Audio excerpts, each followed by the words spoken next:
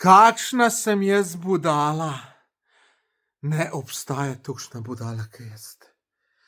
V torek bi mogel iti v Vietnam, pa najbrž ne bom šel. Veste zakaj?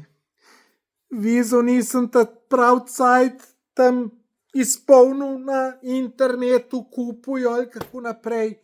Ponavadi tu takoj dobiš. Jaz sem to naredil v torek zvečer.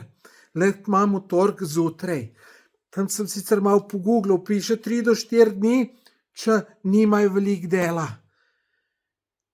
In sem pa seveda živčen ratval, sem tam dal v eno popotniško skupino, sem vprašanje dal, če kdo že bil v Vietnamu, koliko cajt je čakal vizo, in je en napisal 10 dni, en pa 7 dni. Tudi če bi bilo 7 dni, je prepozno. Ne bom. In kaj zdaj? Kako sem lahko tukšen trod? In, hejte, to je, ker si ne znam prioritete postavljati. Ful sem stvari naredil, ful sem delal, pa še cel kup imam stvari za urediti, težav, za znort.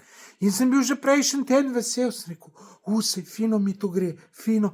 Ampak ono najbolj pomembno, pa pozabil.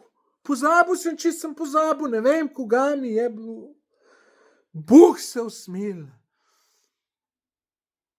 Pa pravijo eni psihologi, psihiatri, razni coachi, da ne smeš ti nikoli se reči, da si budala. Jaz bom še 1000krat rekel, da sem budala. In tudi vi, dragi gledalci, napišite mi v komentar, da sem budala, ker sem budala. In večkrat, ko mi jo te povedali, manj možnosti, večja možnost je, da bom enkrat normalen, da bom stvari naredil, raj malo prej, ker pa ta zadnjo minuto za znort vam povem, za znort.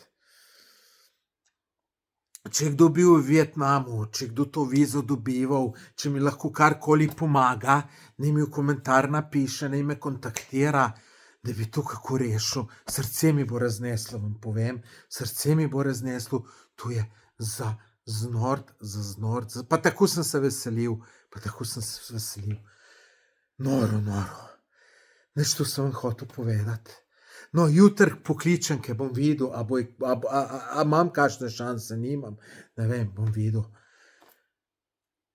Drugače pa poglejte video, ta zadnji intervju z Evo Erpič, ful lep intervju, link imate tle spodaj, kliknite, poglejte, napišite kakšen komentar.